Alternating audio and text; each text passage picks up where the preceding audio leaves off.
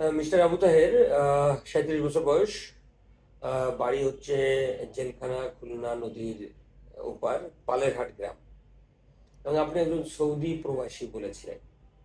আপনি আমার কাছে গত মাসে অর্থাৎ 5 মে 2024 আমার কাছে আসছিলেন। আপনি কি কি সমস্যা নিয়ে আসছিলেন? আমি স্যার আমার 6-7 বছর ধরে মাজায় প্রচন্ড ব্যথা ছিল। সেই অবস্থায় আসছিলাম, মাজাটা বেশ বাঁকায় গেছিল। পরে আপনি হাঁটতে গেলে বাঁকা হয়ে যেত, জি স্যার, আমি সোজা সোজা হয়ে হয়ে হাঁটতে পারতেন না। পারতাম না এবং পায়ের রগে টান লাগতো প্রচুর।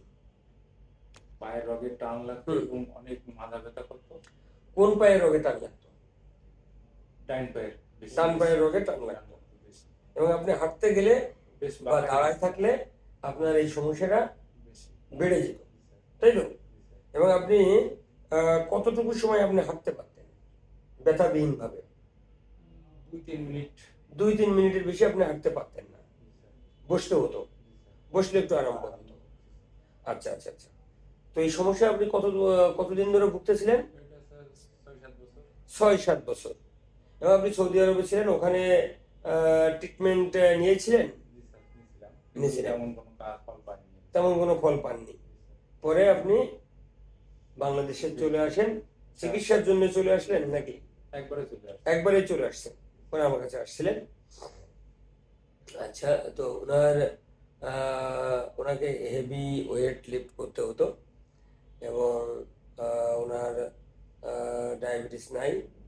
এবং ওনাকে ডায়াগনোসিস করার জন্য এমআরআই করা হয়েছিল এবং সেখানে তার লাম্বার 4-5 ডিস্ক বাল্জ ধরা পড়ে।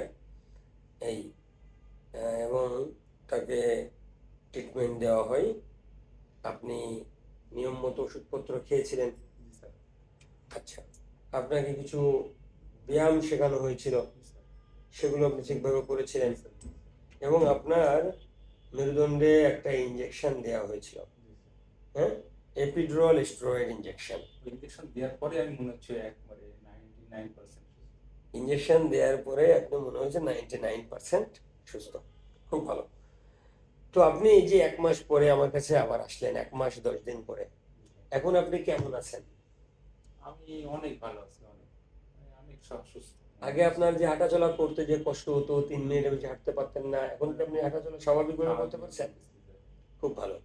তারপরে আপনি এই যে মানে প্রতিদিন কিছু ঘাস টাস কাটতে হয়, জি স্যার, হ্যাঁ, বসে বসে কাটতে হয়। জি স্যার। তো এখানে কি কোনো সমস্যা বোধ না হয়? না, কোনো সমস্যা আপাতত মনে হচ্ছে না স্যার।